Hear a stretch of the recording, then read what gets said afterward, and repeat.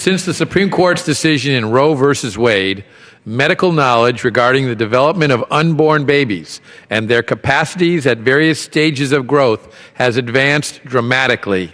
To give you a sense of how much technology has advanced, here's the issue of the New York Times announcing the Roe v. Wade decision in 1973. It contains ads for the latest in advanced technology, including a computer the size of a file cabinet you could rent for $3,000 a month that only had 1,000th the memory of a modern cell phone, and a basic AM radio that was as big as your hand. 35 years later, in the age of ultrasound pictures, the same newspaper would report on the latest advanced research on the pain experienced by unborn children, focused on the research of Dr. Suni Anand, an Oxford-trained neonatal pediatrician who held an appointment at Harvard Medical School. As Dr. Anand has testified regarding abortions, if the fetus is beyond 20 weeks of gestation, I would assume that there will be pain caused to the fetus, and I believe it will be severe and excruciating pain. A few years later, the terrifying facts uncovered in the grand jury report regarding the prosecution of late-term abortionist Kermit Gosnell would contain references to a neonatal expert who said the cutting of babies' spinal cords intended to be late-term aborted would cause them, and I quote, a tremendous amount of pain.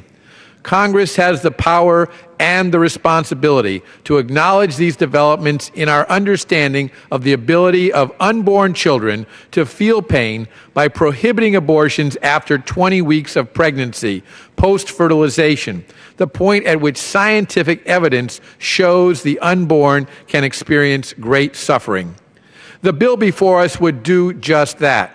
It also includes provisions to protect the life of the mother and additional exceptions for cases of rape and incest. Some members, last Congress and today, have called this bill extreme, but such claims are clearly false, as evidenced by the polls which show astounding support for this bill. A Quinnipiac poll found that 62% of people surveyed supported a ban on abortions after 20 weeks or earlier. A clear majority of men, women, whites, blacks, Hispanics, married people, and single people support a ban on abortion after 20 weeks or earlier. Among women, 68% of women support a ban on abortions at 20 weeks or earlier, including 66% of single women and 71% of married women. Even 49% of the Democrats polled support a ban on abortion at 20 weeks or earlier, significantly more than those who opposed it. A Washington Post poll similarly found 66% support for this bill, and a Huffington Post poll found support at 59%. Today, America is one of the few countries on earth, including North Korea and China, that allows permissive late-term abortions. These polls show the American people want to change that. Today is the second anniversary of Kermit Gosnell's conviction for first-degree murder. Following the Gosnell trial, we were all reminded that when late-term babies are taken from the womb and cut with scissors, they whimper and cry and flinch from pain.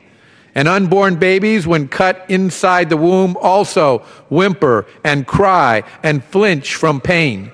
Delivered or not, babies are babies, and they can feel pain at least by 20 weeks. It is time to welcome young children who can feel pain into the human family.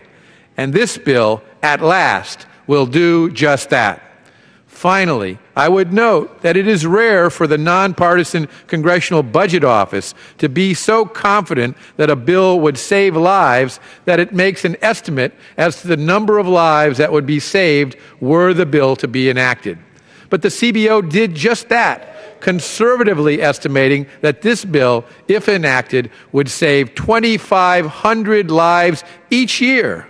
It could save many thousands more. Let that sink in for a moment. This bill, if enacted, would probably save, at a minimum, thousands of lives per year. It would give America the gift of thousands more children, and consequently thousands more mothers and thousands more fathers, with all the wondrous human gifts they will bring to the world in so many amazing forms, including their own children for generations to come.